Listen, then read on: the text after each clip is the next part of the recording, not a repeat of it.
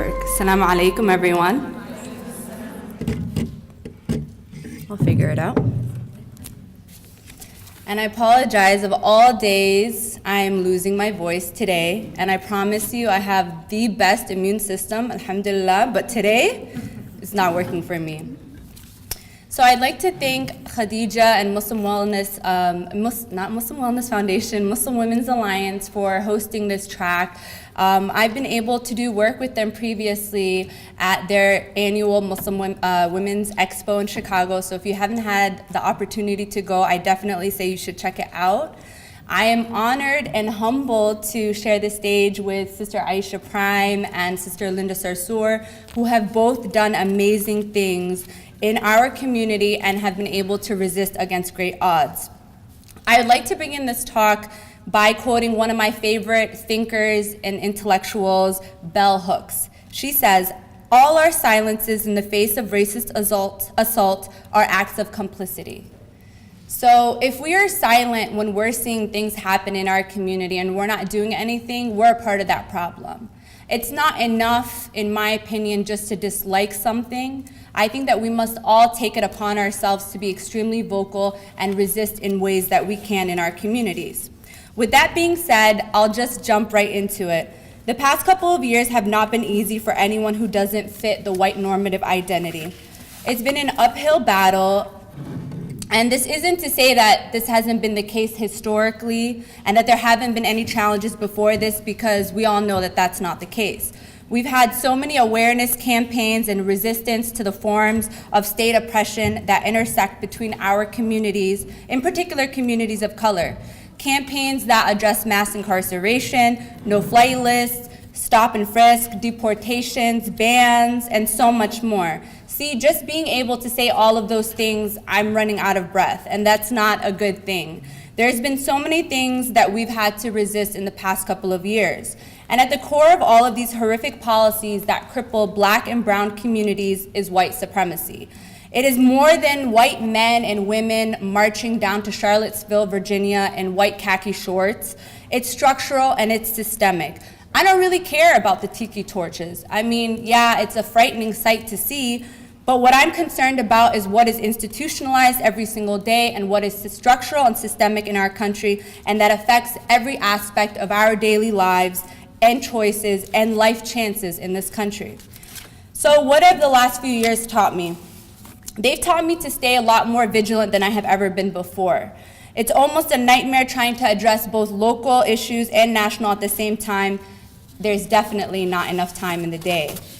I remember the weekend that the first Muslim ban was implemented. I remember it far too vividly. To hear that my home country, one that has struggled for many years, both from policies implemented from the United States of America and other geopolitical issues, was on the list. To hear that Somalia and my brothers and sisters from my home country would be tasked with this challenge was something I couldn't wrap my mind around. But I realized at that time I didn't have time to grieve or be sad or be upset that the ban went into effect. All that we could do at that point was just organize.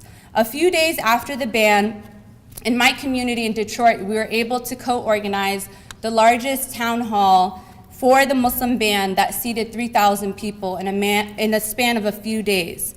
And that day showed me that regardless of all of the things that Trump is going to implement, that our community sticking together, we can definitely resist. It was a watershed moment that showed me the power of mobilizing and resisting.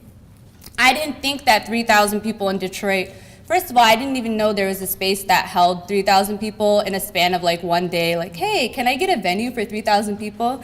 So I didn't think that was possible, and I didn't think that 3,000 people really cared. So alhamdulillah for that.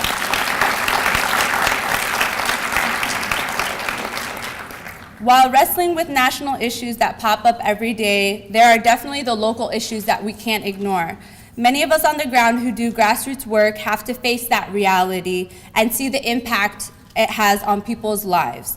Every day, locally in Detroit, we're tasked with addressing issues around water, illegal foreclosures, gentrification, displacement, ICE raids, and many of the other issues that I've spoken about earlier. It's almost kind of like that Hungry Hippos game. I don't know if you guys are old enough to remember, but that game where all the little hippos are trying to collect all the balls, and it's just like you can't ever win. So sometimes it feels like we're playing that game.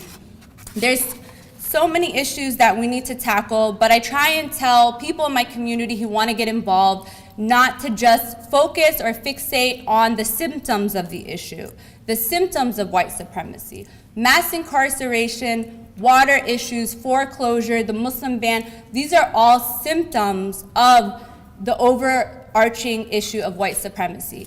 It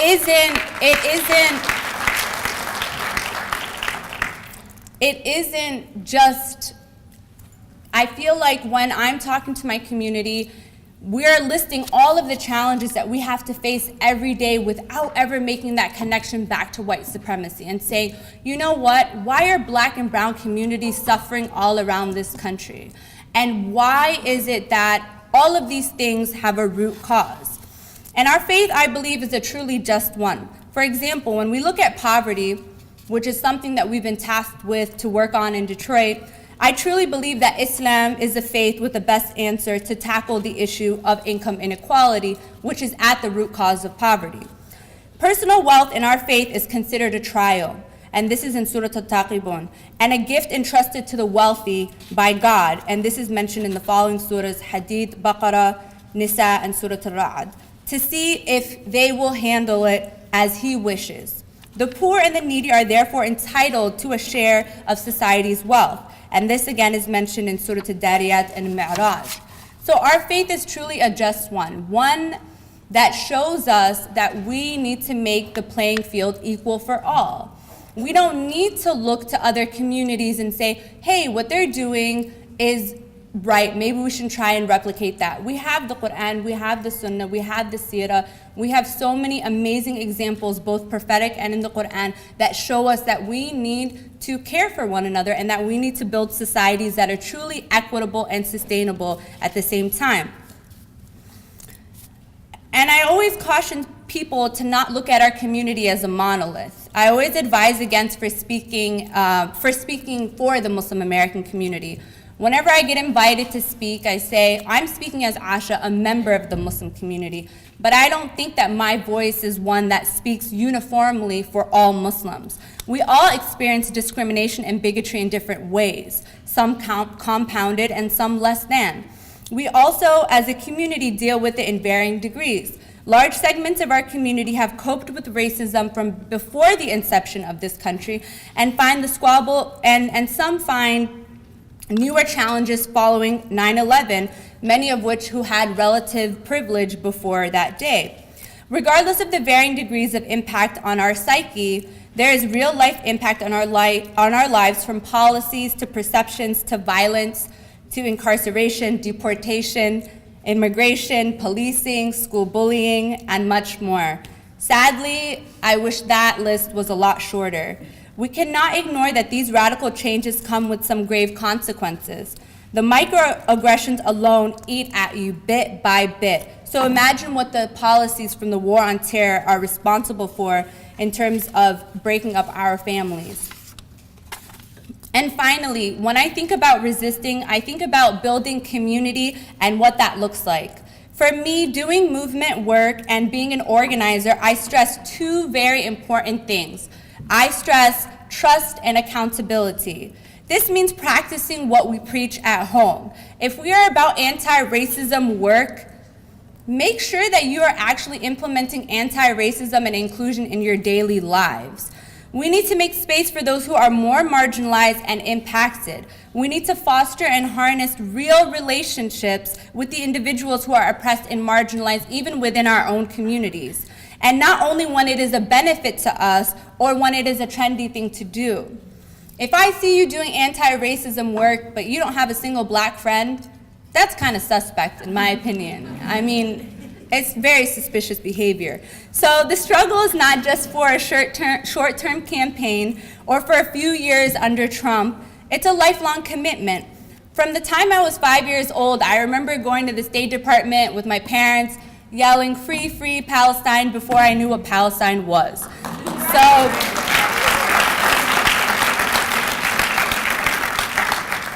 So I think that it's really important for those of you who are parents in this room to include your children in resisting from the time that they're children. By the time I was in high school, it was something I was still passionate about. In undergrad, organizing with the Black Student Union, organizing with the Somali Student Association, which I see some of my brothers and sisters in the audience, and organizing with the MSA. I think it's really important.